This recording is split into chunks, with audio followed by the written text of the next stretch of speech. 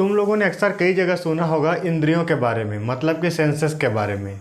हमारे पास 5 इंद्रियां होती है ना, जिससे हम चीज़ों को परसीव करते हैं। जैसे कि आँख हो गया, नाक हो गया, कान हो गया, जीभ हो गया और त्वचा हो गया। ये हमारी 5 इंद्रियां हैं। लेकिन क्या तुमको पता है, हम जब भारतीय दर्शन को पढ़ते हैं तब हमें वहाँ पर पता चलता है कि हमारे पास 5 नहीं, दरअसल 11 इंद्रियां हैं। और भारतीय दर्शनों में 11 तरह की इंद्रियों की बात की गई है। अब जनरली इसके बारे में तुम लोग कभी नहीं सुनोगे, क्योंकि इसके बारे में ज़्यादातर लोग बताते नहीं हैं। और इसी न बताने की वजह से जो बहुत सारे बाबा हैं वो लोगों को मैनिपुलेट करते हैं, लोगों को मिसलीड करते हैं, ये बता बता करके कि बाहरी दुनिया झूठ है या फिर मिथ्या है, माया है। खास करके वेदांत या फिर अद्वैत वेदांत को मानने वाले लोग और इनके भक्तों के बारे में तो पूछो ही मत। मैंने पिछले वीडियो में एक 35 मिनट का ऑडियो नोट शेयर किया था। अब उस ऑडियो नोट में जो व्यक्ति था वो आचार्य प्रशांत का एक भक्त था, जो और व्यक्ति को जोड़ने के लिए क्या कर रहा था, बहुत सारे तर्क दे रहा था, जहाँ पर भी वो उसी चीज़ को बार बार हाईलाइट कर रहा था कि बाहरी दुनिया झूठ है, मिथ्या है।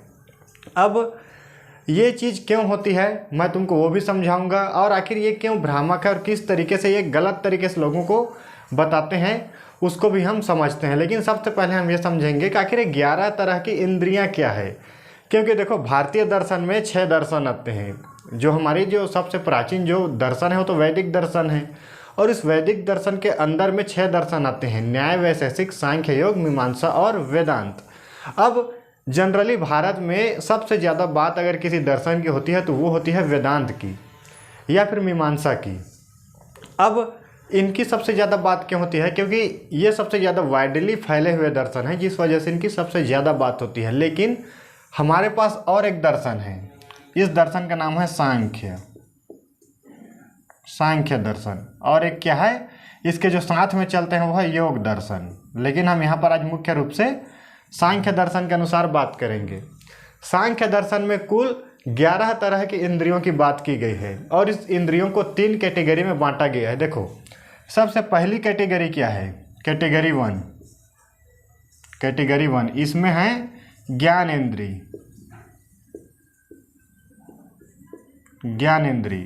किसे कहेंगे, नाम से ही पता चल रहा है, जिससे हम ज्ञान अर्जित करते हैं। मतलब कि जिस 5 इंद्रिय के बारे में हम जानते हैं, जिससे हम परसीव करते हैं किसी चीज़ को, उसको बोलते हैं ज्ञानेंद्रिय। इसमें कौन कौन से आएगा, कान से हम सुनते हैं, आँख से हम देखते हैं, नाक से हम स्मेल करते हैं, मुंह यानी कि जीभ से ना, जीभ है यहाँ पर, मैं मुंह लिख देता हूँ। इससे हम टेस्ट को हम पता करते हैं, त्वचा। ये क्या है, त्वचा, जिससे हम स्पर्श करते हैं। ये 5 तरह के इंद्रिय को हम क्या बोलते हैं, ज्ञानेंद्रिय। और दूसरा तरह की एक इंद्रिय है, इस इंद्रिय को हम बोलते हैं मन इंद्रिय या फिर मनेंद्रिय। इसमें कौन से आएगा, इसमें सिर्फ आएगा मन या फिर मस्तिष्क या फिर दिमाग, मान लो मन और मस्तिष्क। ये क्या काम आता है, यही वो इंद्रिय है जो सारे प्राप्त डेटा को क्या करता है, प्रोसेस करके कोई निष्कर्ष निकालता है। अब इसके बाद में एक तीसरी तरह की इंद्रिय आएगी। तीसरी तरह की इंद्रिय को हम क्या बोलते हैं, कर्मेंद्रिय।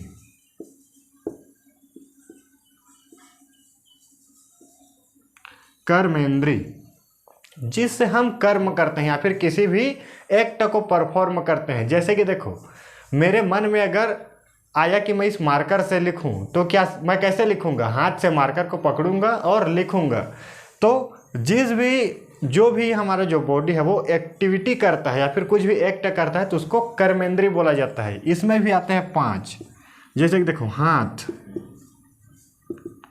फिर पैर चलने के लिए, फिर आएगा वाक मतलब बोलना है ना, मुंह से हम प्रभाव डालते हैं। हम प्रभाव किस चीज़ से करते हैं, तो हम बोल कर भी प्रभाव डालते हैं। हाथ हो गया, पैर हो गया, वाक हो गया, फिर आएगा जननांग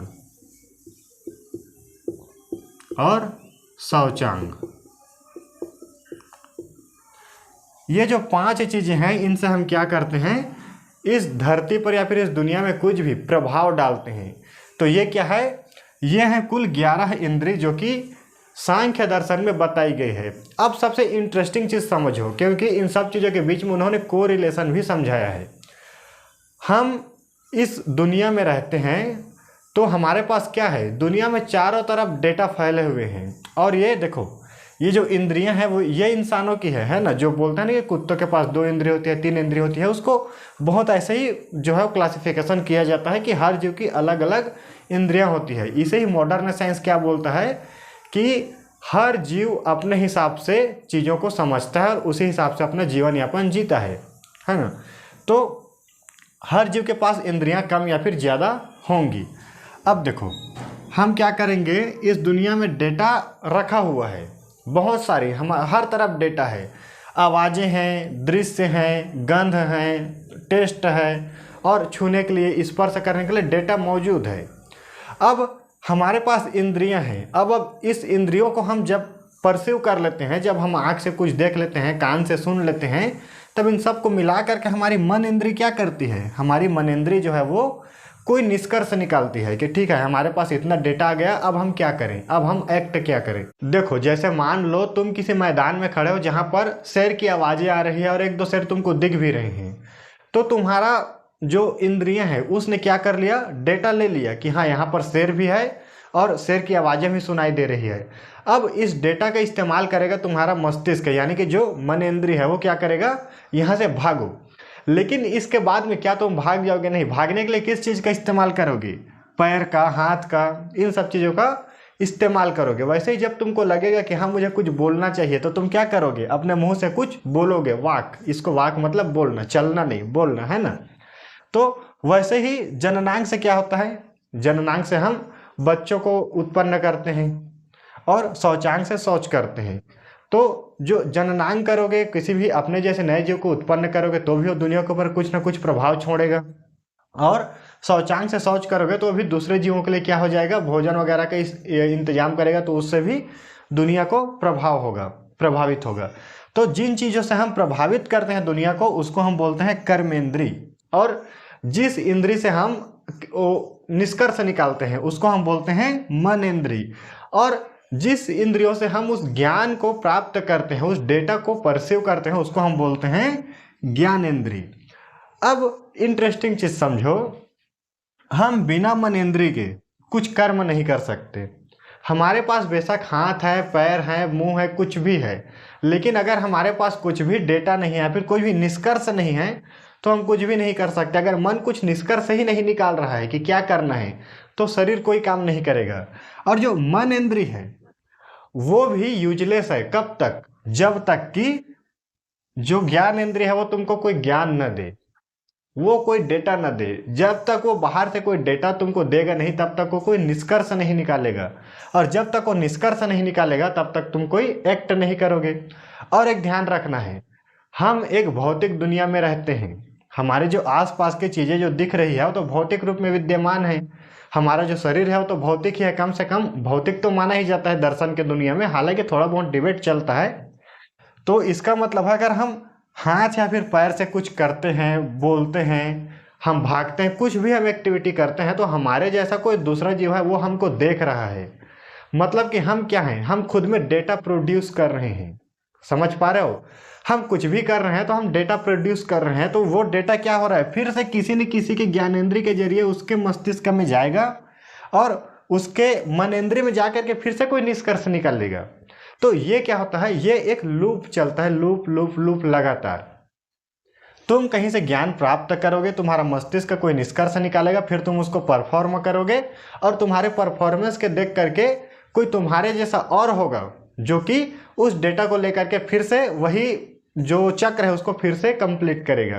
तो ये है इनका पूरा खेल। अब यहाँ पर इंटरेस्टिंग चीज समझो, अगर मान लो इन सब चीज़ों को हम मान लें, तो फिर एक दर्शन में बार बार चीज आता है, हिंदू दर्शन में, और चीज है माया, कि दुनिया को माया कहा जाता है। ये क्या हुआ, माया का मतलब वैसे तो देखो जो वेदांत दर्शन है वो बहुत ही सब्टल तरीके से देता है कि दुनिया में पूरी दुनिया ही माया है ना। ये जो बाहरी दुनिया है मिथ्या है, माया है। लेकिन देखो बहुत बचकानी बात है, अकॉर्डिंग टू सांख्य दर्शन के अनुसार माया वो नहीं है। माया का मतलब होता है कोई भी ऐसी चीज जो कि तुम्हारे नैतिक मूल्यों, सामाजिक मूल्यों या फिर प्राकृतिक नियमों के अनुसार तुमको गलत लगता है। यानी कि कोई भी चीज जो समस्या है, बेसिकली जो माया इज इक्वल टू समस्या, यह क्या है, माया इज इक्वल टू समस्या। किसी भी समस्या को वहां पर माया कहा जाता है। जैसे कि देखो, मान लो आज है भ्रष्टाचार, भ्रष्टाचार ये एक बहुत बड़ी समस्या है हमारी। अब ये भ्रष्टाचार माया क्यों है? क्योंकि जब हम भ्रष्टाचार करेंगे या फिर भ्रष्टाचार होते हुए देखेंगे तो उससे क्या होगा, कुछ डेटा आएगा दूसरे व्यक्ति के पास। मान लो तुम्हारे सामने, तुम कहीं पर गए किसी गवर्नमेंट ऑफिस में, तुम्हारे साथ भ्रष्टाचार हुआ, तुमसे रिश्वत मांगी गई, तो इससे क्या होगा, तुम आंख कान नाक से एक गलत डेटा क्या करोगे, अपने अंदर इनपुट कर लोगे, गलत डेटा परसीव कर लोगे। और जब डेटा गलत हो जाए, जब तुम्हारे अंदर आने वाला जो खाना है वो गलत हो जाए तो क्या हो जाएगा, जैसे तुम जहरीला खाना खा लो तो तुम्हारी तबीयत खराब हो जाती है, वैसे अगर तुम गलत डेटा ले लो तो तुम्हारा निष्कर्ष, मस्तिष्क का काम क्या होता है, निष्कर्ष निकालना, निष्कर्ष है ना, इसका काम होता है निष्कर्ष निकालना। तो अगर गलत डेटा चला गया तो निष्कर्ष गलत निकल जाएगा, और गलत निष्कर्ष से क्या होगा, गलत चीजें जो कर्मेंद्रिय है वो परफॉर्म कर देगी। तुम्हारे साथ अगर किसी ने रिश्वत लिया और तुमको ऑप्शन मिल गया कहीं पर कि तुम भी किसी के साथ ले सकते हो, तो तुम भी वो कर दोगे। तो इस तरीके से क्या चलता है, पूरा एक लूप चलता है। तो इसीलिए सांख्य दर्शन में जो माया है वो समस्या को माया कहा जाता है। और समस्या कैसी, कोई भी ऐसी प्रॉब्लम जो कि तुम्हारे नैतिक मूल्यों, जो तुम्हारे सामाजिक मूल्यों या फिर जो प्राकृतिक मूल्य जो भी तुम इस समय अपने आसपास बना करके रखे हो, उसी के अनुसार अगर कोई चीज़ गलत है और वो एक समस्या को क्रिएट कर रही है तो वो माया है। और उस माया को खत्म करने के लिए क्या सबसे ज़्यादा इम्पोर्टेंट है कि तुम बाहरी दुनिया में काम करो। क्योंकि सबसे मूलभूत चीज़ क्या है, बाहरी दुनिया से डेटा आना। जैसे कि अगर मान लो कहीं पर कोई जानवर मरा हुआ है, मरा पड़ा है, वहां से बदबू आ रही है, तुम्हारा नाक बार बार उस डेटा को परसीव करके दिमाग में पहुंचा रहा है। अब वो बदबू वाला डेटा क्या करेगा, एक खराब निष्कर्ष निकालेगा, जिससे तुम कुछ ना कुछ खराब एक्टिविटी करोगे। तो क्या बोल रहा है कि तुम क्या करो, इस बदबू वाले जो जीव है, यानी कि जो जीव है उसी को ठिकाना लगाओ। जब बदबू आना बंद होगा, यानी कि तुम्हारे आसपास अगर सही डेटा होगा, तभी तुम अंदर की दुनिया को सही बना पाओगे, तभी तुम सही चीज सोच पाओगे, सही चीज परफॉर्म कर पाओगे। मतलब कि तुम मन से अच्छे हो जाओ, तुम अच्छे काम करो। इसके लिए सबसे ज़्यादा इम्पोर्टेंट चीज़ क्या है, इसके लिए इम्पोर्टेंट चीज़ है कि तुम अपने बाहरी दुनिया को लगातार सुधार करो, सुधार करो, सुधार करो, उसको सही करो। जो चीज़ तुमको वहाँ पर गलत लग रही है उसको ठीक करो। तो ये होता है उनका पूरा तरीका काम करने का। अब आजकल के जो सो कॉल्ड आध्यात्मिक गुरु जो बने फिर रहे हैं, वो एक दर्शन को पढ़ लेते हैं, वो भी आधा अधूरा, वेदांत, अद्वैत वेदांत को, और फिर उसको ऐसे प्रचारित करने लगते हैं जैसे कि बाहरी दुनिया तो मिथ्या है, माया है, तुम अंदर से ठीक हो जाओ, अंदर से ठीक हो जाओ। तो यहाँ पर लोगों को मिसलीड किया जा रहा है। तुम तब तक सही काम नहीं करोगे, सही तरीके से नहीं सोच सकते जब तक तुम्हारे पास फेवरेबल कंडीशन ना हो। तुम अगर चाहते हो कि मैं कुछ अच्छा बनूं, अच्छा करूं, तो उसके लिए ज़रूरी है तुम्हारे आसपास का जो पूरा परिवेश है वो तुम्हारे फेवर में हो। अगर तुम पूंजीवादी व्यवस्था में रहोगे तो तुम पूंजीवादी ही बनोगे, जो व्यवस्था चाहती है वही तुम करोगे। इसका पूरा सार वही है। हालांकि देखो, ये जो मैंने चीज़ समझाई वो उस समय के हिसाब से ऐसी नहीं थी, लेकिन हाँ उनका भाव ये था, ये मैं समझा रहा हूँ। अब कोई जाएगा, कोई सांख्य दर्शन पढ़ने लगेगा, वो सोचेगा ऐसा तो नहीं लिखा है। तो हाँ, ऐसा वहाँ पर नहीं लिखा है, क्योंकि उस समय की कंडीशन अलग थी। उन्होंने अपने तरीके से समझाया, बहुत अलग अलग तरीक़ों को उन लोगों ने एग्जाम्पल्स दिए। लेकिन हाँ, उनका कहने का मतलब यह था कि हमारे पास 3 तरह की इंद्री हैं और कुल 11 इंद्री हैं। एक बार फिर से मैं समअप कर देता हूँ। ज्ञानेंद्रिय, जिनसे हम ज्ञान प्राप्त करते हैं। मनेंद्रिय, जिससे हम मस्तिष्क, जिससे हम कोई भी निष्कर्ष निकालते हैं प्राप्त ज्ञान के आधार पर। और कर्मेंद्रिय, जिससे हम उस निष्कर्ष को परफॉर्म करते हैं, इसको हम बोलेंगे कर्मेंद्रिय। अब जब हम ये कर देते हैं तो कर्मेंद्रिय क्या करता है, एक नए प्रकार के डेटा का निर्माण करता है। और इस नए प्रकार के निर्माण डेटा को क्या करेंगे, जो फिर से जो ज्ञानेंद्रिय है वो परसीव कर लेगी। जैसे कि देखो, मैंने कुछ पढ़ा लिखा सुना, अपने हिसाब से इसको समझो। मैंने कुछ भी पढ़ा लिखा सुना, बहुत सारी चीज़ें की, अपना जीवन जिया, मैंने दुनिया भर से डेटा लिया। ये सारा डेटा मैंने इन्हीं 5 चीज़ों से लिया होगा, जाहिर सी बात है, मेरे पास और कोई छठा चीज़ तो है नहीं। है क्या? नहीं। मैं भी तुम्हारी तरह बिल्कुल कॉमन पीपल हूँ, कॉमन इंसान। अब मेरे मस्तिष्क ने एक निष्कर्ष निकाला कि मैं चलो एक वीडियो बनाता हूँ। अभी देखो मैं तुम्हारे सामने ये वीडियो बना रहा हूँ, मुंह से बोल रहा हूँ, हाथ से लिख रहा हूँ, पैर से खड़ा हूँ, ऐसे ही चीज़ें कर रहा हूँ। अब इस चीज़ को तुम अपने किस चीज़ से देख रहे हो? मोबाइल से देख रहे हो तो कान से सुन रहे हो, आँख से देख रहे हो, है ना। यहाँ पर नाक तो त्वचा वाली चीज़ें तो काम नहीं करती है ना। तो इन दो चीज़ों से तुम क्या कर रहे हो? तुम डेटा ले रहे हो। अब ये डेटा तुम्हारे मस्तिष्क में गया, अब इसे तुम फिर से कोई ना कोई निष्कर्ष निकालोगे। अब उस निष्कर्ष अनुसार तुम क्या करोगे? फिर से कुछ एक्ट करोगे। तो ये है पूरा लूप, और ऐसे ही लूप चलता रहता है। अब इस लूप को, ये लूप तो प्राकृतिक लूप है, ये चलता रहेगा। अब इससे हमें अब हमारी दुनिया को बेहतर भी बनाना है, समस्या को ख़त्म करना है। तो हर वो चीज़ जो तुमको परेशान करती है, यानी कि हर वो समस्या जो तुमको परेशान करती है, जैसे को भ्रष्टाचार हो गया, चोरी हो गया, मर्डर हो गया, रेप हो गया, कुछ भी हो सकता है, जो भी तुम्हारे आज के नैतिक नियमों के हिसाब से, सामाजिक नियमों के हिसाब से तुमको गलत लगती है, तो वो क्या है? वो माया है। वो माया जब जब तुमको घेरेगी तब तक तुमको परेशान करेगी। उसी को बोला जाता है, अगर तुम्हारे सामने ऐसी समस्याएं हैं तो तुम परेशान रहोगे। तो तुमको उस माया को इग्नोर नहीं करना है, ध्यान रखना है, खत्म करना है। वेदांत दर्शन यहाँ पर सबसे बड़ी जो प्रॉब्लम है, वो क्या गलती क्या करता है कि वो बोलता है माया से बचो, माया से बचो, माया से बचो। माया से बचना नहीं होता है, माया को खत्म करना होता है, मतलब कि समस्या को खत्म करना होता है। समस्या को खत्म कहाँ पर करोगे? बाहरी दुनिया में, जो फिजिकल वर्ल्ड है, क्योंकि सारा डेटा वहीं से आना है। सांख्य दर्शन में तो यहाँ तक कहा गया है कि बिना इस बाहरी डेटा के तुम अपने खाने तक को नहीं पहचान सकते। जब तक तुम्हारे मम्मी पापा तुमको बताए नहीं बचपन से कि तुमको ये खाना है, यानी कि वो तुमको फिजिकल रूप से ये डेटा दे नहीं कि तुमको ये चीज़ खाना है, ये नहीं खाना है, तब तक तुम वो सीख भी नहीं सकते हो।